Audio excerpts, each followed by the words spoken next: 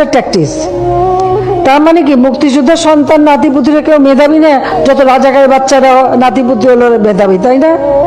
কিন্তু এটা ভুলে গেলে চলবে। 10 জনের সামনে কথা বলতেছি, কিভাবে কথা বলতে হবে এই কথা বলার ভাষাটুকুই যদি আমি না জানি, ওই 10 জনের সামনে কথা বলার কোনো যোগ্যতাই আমার নাই। 1971 সালের পর থেকে যারা জন্মগ্রহণ করছে, যুদ্ধতে অংশগ্রহণ করতে পারে নাই, তারা সবাই রাজাকার। আমি, আপনি, আপনার বাবা, আমার দাদার নামও যেহেতু মুক্তিযোদ্ধার কোঠায় নাই, তাহলে আমার দাদা সহ আমরা সবাই রাজাকার। এক কথায় বলতে গেলে বর্তমান দেশে 16,98,00,000 নাগরিকদের মধ্যে 2,31,000 মানুষ মুক্তিযোদ্ধা, এদের পরিবার বাদে আমরা সবাই রাজাকার। যেই রাজাকারের নাম শুনলে একটা সময় আপনার চোখে ঘৃণা চলে আসতো, এখন একবার ভেবে দেখুন সেই রাজাকারের ট্যাগই আপনার ঘাড়ে চলে আসতেছে। সেই ট্যাগ আপনার ঘাড়ে দিতে এক বিন্দুও দ্বিধাবোধ করতেছে না, কারণ তার পদে উঠতে আপনার কোনো প্রয়োজন হয় না। বিকজ যে দেশে ভোট ছাড়া ক্ষমতা পাওয়া যায়, সেই দেশে আবার কিছু বলতে ভাবতে হয় নাকি? আজকের ভিডিওতে একটা কথা বলে যাই, মাথায় রাখেন, কথা যত বেখেয়ালি হবে পতন তত দ্রুত হবে ইনশাআল্লাহ। পার্সোনালি আমি কোনো রাজনৈতিক সম্পর্কের সাথে সম্পৃক্ত নয়, কিন্তু একজন সাধারণ নাগরিক হিসাবে এই কথার বিরুদ্ধে তীব্র নিন্দা ও প্রতিবাদ জানানোর প্রয়োজন আমি মনে করি। রিসেন্ট 8-9 দিনই হয়ে গেল কোঠা এবং মেধা নিয়ে একটা আন্দোলন চলতেছে। হ্যাঁ, এই কথা সত্য যে কোঠা এবং মেধা দুইটা এক জিনিস নয়, কিন্তু আমার কথা হচ্ছে মুক্তিযোদ্ধাদের নাতি নাতনি থেকে শুরু করে ছেলে মেয়েগুলো যদি এতই মেধাবী হয়, তাহলে তাদের চাকরির জন্য কোঠার কিসের প্রয়োজন? প্রশ্ন থেকেই যায়। সাধারণ মানুষগুলো যদি রাজাকার হয়, এই সাধারণ মানুষের ট্যাক্স ভ্যাট দিয়ে আপনি দেশ চালাচ্ছেন, তার মানে আপনি বড় রাজাকার। বাংলাদেশ পরিসংখ্যান BBS এর হিসাবে শিক্ষিত বেকার আছেন 23,50,000 জন, অর্থাৎ বাংলাদেশে মোট বেকারের সংখ্যা 12% উচ্চ শিক্ষিত। এখন আমাদের মাননীয় প্রধানমন্ত্রীর কথা হিসাবে এই 12% উচ্চ শিক্ষিত বেকার নাগরিকই মেধাহীন। আফসোস, 2022 সালে আমি সেনাবাহিনীর মাঠে অ্যাপ্লাই করেছিলাম এবং আমি বগুড়া ক্যান্টনমেন্ট মাঠে দাঁড়াতে গিয়ে দেখি অলরেডি 3 জন সিলেক্টেড হয়েই আছে। এখন আমার প্রশ্ন হলো, আমরা এতগুলো স্টুডেন্ট মাঠে দাঁড়াতে গিয়েছিলাম, আমাদেরকে দেখার আগে আমাদের মেধা সম্পর্কে তারা বুঝে গেছে, রাইট? যদি আমাদের না দেখে আমাদের মেধা সম্পর্কে নাই বুঝতো, তাহলে তো অলরেডি আগে থেকে 3 জনকে সিলেক্ট করে রাখতো। যে দেশে কোঠা ছাড়া চাকরি হয় না, দেশের নাগরিকদের রাজাকার বলে সম্বোধন করা হয়। আমরা একজন সাধারণ নাগরিক হিসেবে প্রধানমন্ত্রীকেই ভয়কট করতেছি। রাজাকার প্রধানমন্ত্রী, তার গদি থেকে তাকে নামিয়ে দেওয়া হোক, নয়তো কোনো আইন আমরা মানি না। আপনি একজন সাধারণ মানুষ হিসেবে আপনি নিজের থেকে ভেবে দেখেন দেশের কতটুকু আইন সুষ্ঠুভাবে পর্যবেক্ষণ হচ্ছে। একজন সাধারণ নাগরিক হিসেবে আপনার দায়িত্ব এগুলোর বিরুদ্ধে প্রতিবাদ করা। এখন আপনার প্রশ্ন থাকতেই পারে, এগুলোর বিরুদ্ধে এইভাবে প্রতিবাদ করে কিছুই হবে না। দেখেন, আপনি ঘরে চুরি করে বসে থেকেও কিছুই হবে না যতক্ষণ না আপনি এগুলোর বিরুদ্ধে রাজপথে নামবেন।